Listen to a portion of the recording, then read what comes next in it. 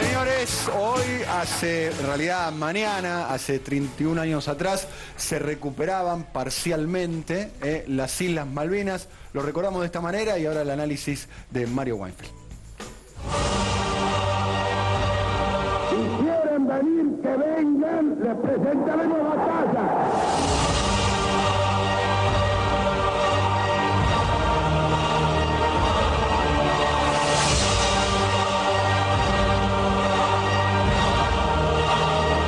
Durante el bombardeo?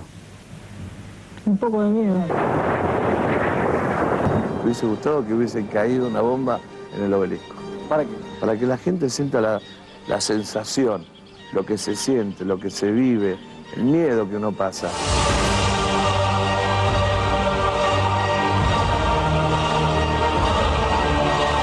¿Sentías vos que había mucho apoyo para ir a la guerra? Lo había, mirá la imagen. ¿Y el apoyo después que se terminó? Se acabó.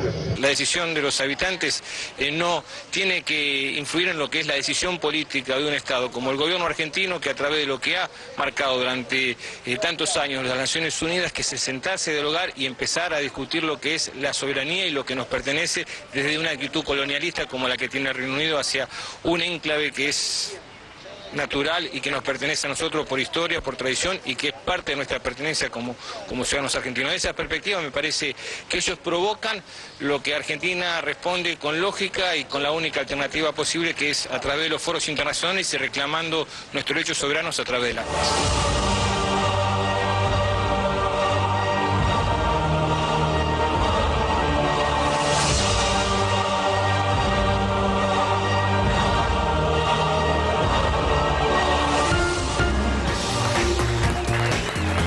Bueno, Mario, estaba viendo las imágenes impactantes ahí, el testimonio de Edgardo Esteban, ¿no? Hoy periodista y en aquel momento combatiente de Malvinas. Combatiente. Recordemos un poco el marco histórico, la dictadura militar que se está bajando, que se estaba cuarteando, errores políticos tremendos, la masacre había terminado en sustancia, un desprestigio muy grande, mucho rencilla inclusive al interior. Crisis económica. Crisis económica muy severa. El 30 de marzo de 1982, una enorme manifestación.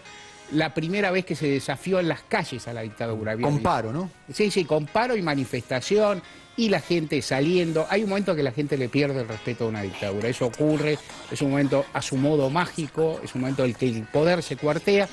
La respuesta tal vez no fue exactamente una respuesta, digamos, una devolución de volea, por decirlo así. Eso sí. Se estaba preparando con cierta antelación, pero ciertamente... Quizás aceleró el tiempo, ¿no? Claro, pero ciertamente respondía lo mismo. La dictadura se estaba quedando sin legitimidad, quería buscarlo, lo buscó con esta cabriola. Recordemos algo.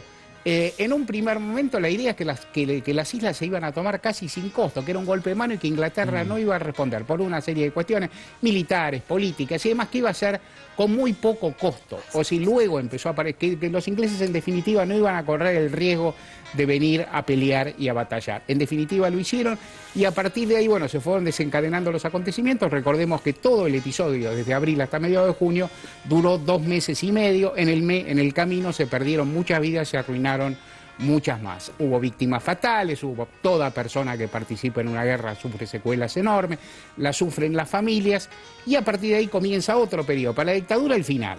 Para la dictadura el final, digamos, una caída drástica y una dictadura que no pudo establecer ninguna continuidad política, como por ejemplo sí pudo establecer Pinochet en Chile. No, es decir, que no tuvo ninguna continuidad, un desprestigio gigantesco. Una salida desordenada. Se derrumbaron, tuvieron prácticamente que huir. Al mismo tiempo, para Argentina comienza otra etapa respecto también de Malvinas. ¿Qué es lo que se puede hacer después de una guerra internacional tan tremenda durante todos los años? ¿Qué es lo que hicieron todos los gobiernos democráticos? A su modo, mejor o peor, pero todos lo hicieron. Hay 2 consignas que para mí valen lo mismo, si uno no hay que ponerlas de ningún modo en orden de prioridades, hay que mencionar las 2. Una es luchar en los foros internacionales por la recuperación del territorio. Esto no se puede renunciar, ningún país en el mundo renuncia. Ni España renuncia a Gibraltar, ni en nuestra región nadie renuncia a los conflictos limítrofes, que pueden parecer chicos, pueden parecer por unos kilómetros.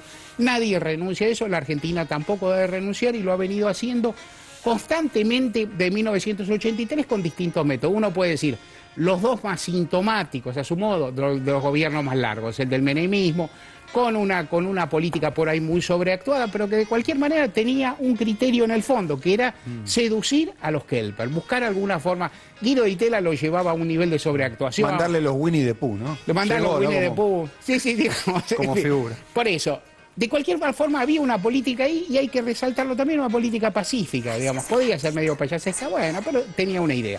La política del gobierno kirchnerista es una política confrontativa, pero pacífica a fondo, digamos, y así se ha mantenido desde siempre. La otra cuestión que hay que mantener siempre es el respeto a los combatientes, a todos los que dieron la vida o se la arruinaron en buena medida, a todas las familias y demás. En ese sentido, históricamente, en todos los países, en todas las naciones que se forman, las personas que se ponen el uniforme de la patria se forjan como ciudadanos. Eso pasó en el origen de la Argentina, pasó en los países europeos. O sea, el que cumple el deber militar es un ciudadano en pleno que hace el mayor sacrificio que puede hacer, que es entregar su vida o su salud o parte de su existencia a la patria. Por lo tanto, nunca a la patria le corresponderá lo bastante. Y en ese sentido debe haber toda la protección económica, todo el respeto simbólico, todo el respeto a la sociedad, que a la llegada y a la vuelta de Malvinas ciertamente se hizo mucho en ese sentido, ¿no? Se ha hecho bastante.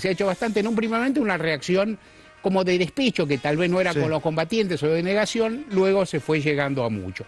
Por otro lado, también hay que recordar, con el correr del tiempo pasaron muchas cosas. Por ejemplo, de la negación de la guerra en un primer momento, digamos en los primeros 80, aún en los primeros años del gobierno del presidente Alfonsín, se pasó al reconocimiento a los combatientes, al orgullo de ellos, y luego también a diferenciar. Hubo en la guerra militares que repitieron, oficiales del ejército, las Fuerzas Armadas, que repitieron con los soldaditos lo mismo que habían hecho con otros jóvenes. Con los enemigos internos. Con los enemigos internos, gente más o menos de la misma edad, y entonces tampoco se puede uniformar en ese escenario.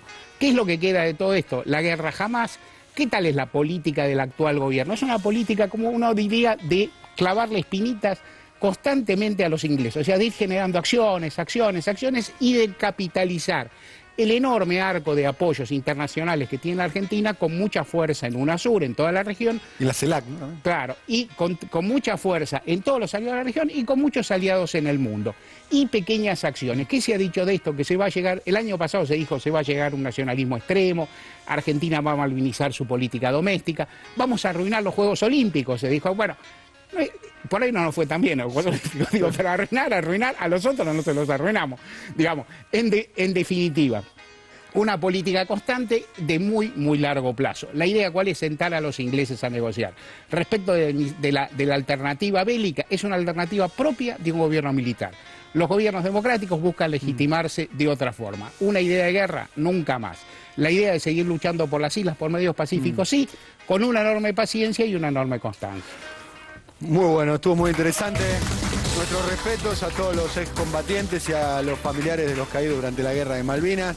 Mañana, atención, a propósito, mañana en Duro de Domar vamos de 22 a 23. Estará aquí Marcelo Camaño como invitado porque fue el guionista del capítulo que van a presentar mañana de Amores con Historia, donde vamos a contar la historia, mira, casualmente, Mario, la historia de Dardo Cabo, el militante peronista que en un acto de osadía aterrizó en Malvinas. Vamos a contar esa historia, la historia de amor alrededor de Dardo Cabo. En el próximo bloque, el tuit zarpadito y detrás de la noticia. Ya volvemos.